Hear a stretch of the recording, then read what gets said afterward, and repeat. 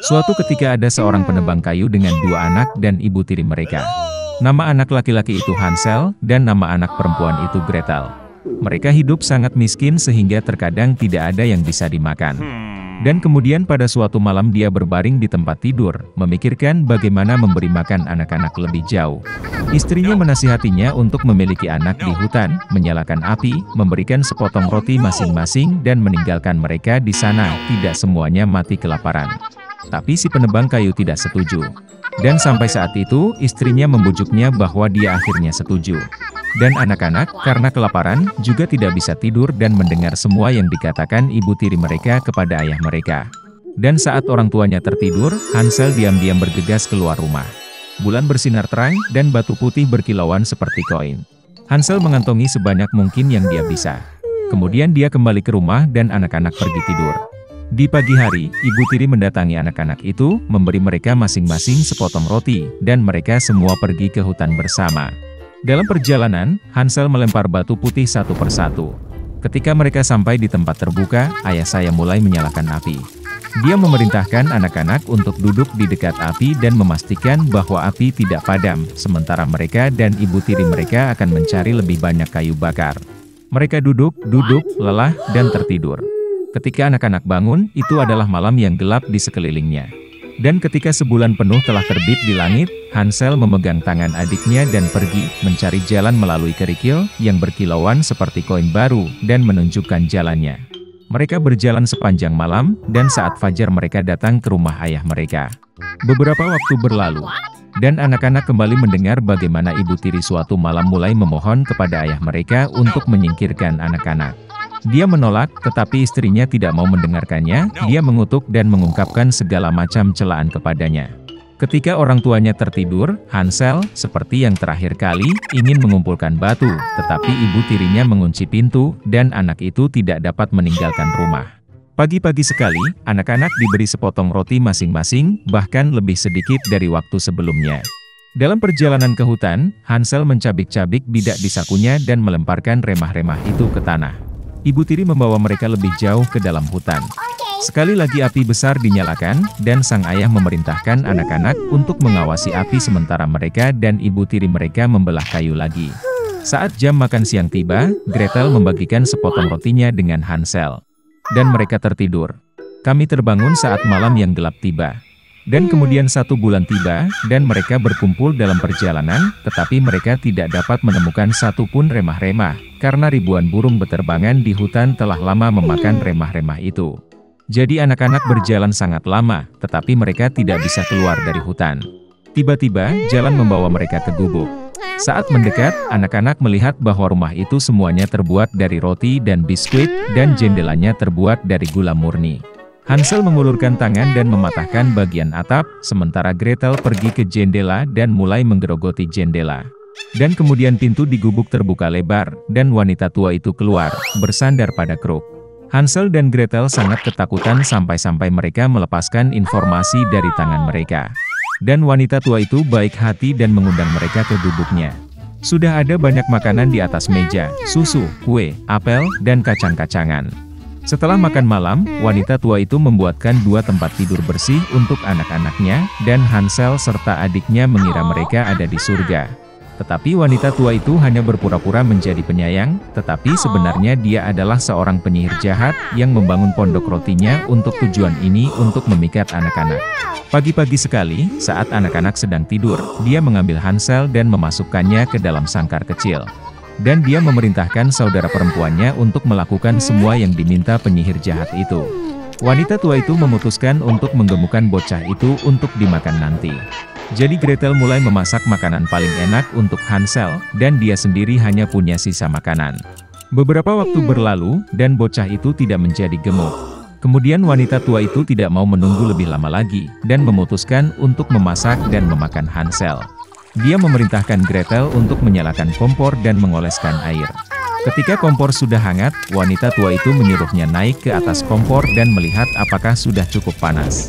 Jadi dia ingin mendorong gadis itu ke dalam api dan memanggangnya. Tapi Gretel tahu apa yang ada di pikirannya.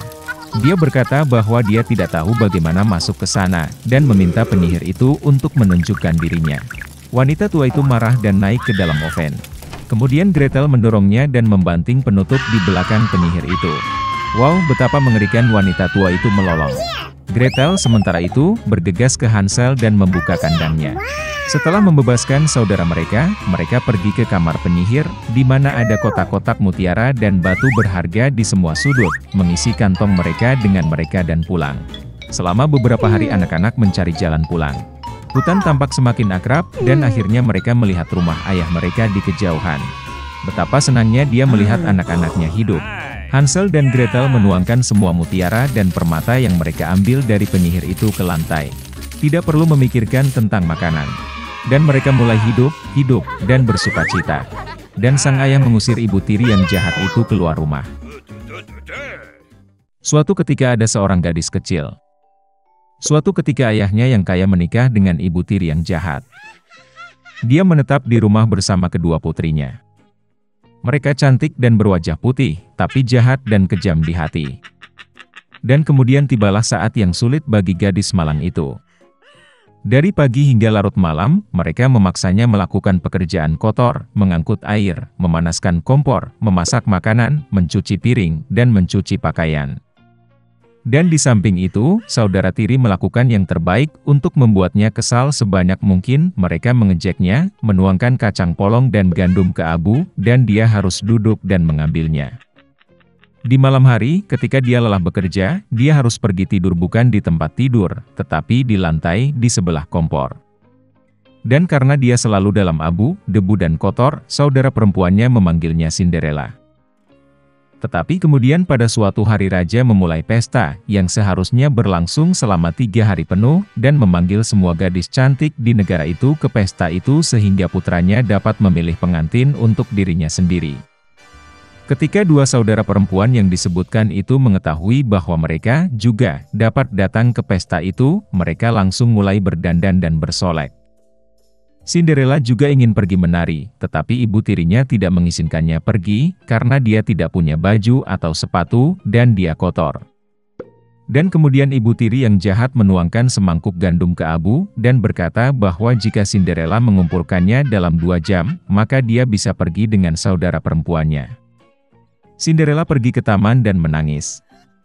Dan kemudian 2 burung merpati putih terbang masuk, diikuti oleh kawanan burung yang berbeda. Mereka menukik di atas abu dan mulai mematuk, jadi mereka memilih semua biji-bijian dalam mangkuk. Dalam waktu kurang dari 1 jam, mereka menyelesaikan pekerjaan mereka, dan semua orang terbang kembali. Cinderella membawakan mangkuk untuk ibu tirinya, mulai bersukacita, berpikir bahwa dia bisa pergi ke pesta. Tapi ibu tirinya tidak mengizinkannya masuk. Dia membelakangi Cinderella dan bergegas bersama kedua putrinya ke pesta dansa. Ketika tidak ada yang tersisa di rumah, Cinderella duduk di lantai dan menangis dengan sedih.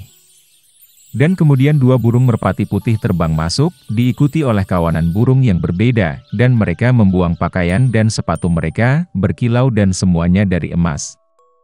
Dia dengan cepat mengenakan gaun ini dan mendatangi pengantin wanita. Mereka melihat saudara tiri dan ibu tirinya dan berpikir bahwa itu pasti putri yang aneh, dia sangat cantik dengan gaun emasnya. Tidak pernah terpikir oleh mereka bahwa itu adalah Cinderella. Pangeran keluar untuk menemuinya, meraih tangannya dan mereka mulai menari. Dan dia sangat menyukai Cinderella sehingga dia tidak ingin berdansa dengan gadis lain. Dia menari sampai malam dan akan kembali ke rumah, tetapi pangeran meminta untuk mengantarnya pergi. Dia ingin tahu gadis cantik siapa ini dan di mana dia tinggal.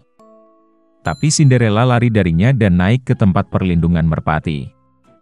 Pangeran memerintahkan untuk menghancurkan tempat perlindungan itu, tetapi tidak ada siapa-siapa di dalamnya. Dan tidak ada tempat di dekat dia bisa menemukan orang asing yang cantik itu. Tidak ada yang menyangka bahwa Cinderella diselamatkan oleh merpati yang membawanya pulang. Pangeran kesal dan pergi ke istana dengan kepala menunduk.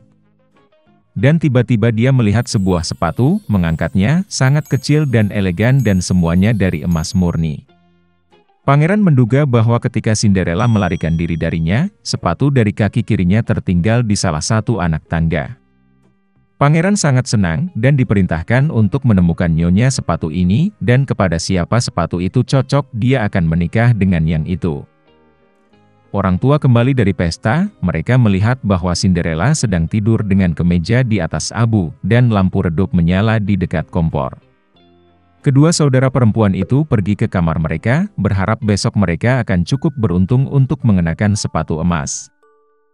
Keesokan harinya, pangeran datang ke rumah mereka, dan berkata bahwa setiap orang yang ingin mencoba sepatu calon istrinya harus keluar. Dua saudara perempuan keluar, dan ibu tiri mengunci Cinderella di rumah dan tidak membiarkannya keluar. Kakak perempuan mencobanya sepatu kecil. Adik perempuannya mencobanya sepatunya bagus.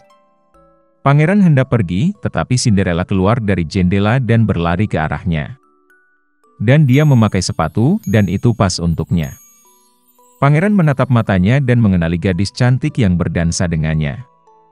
Dia membawa Cinderella, menunggang kuda, dan pergi untuk bermain pernikahan dengannya.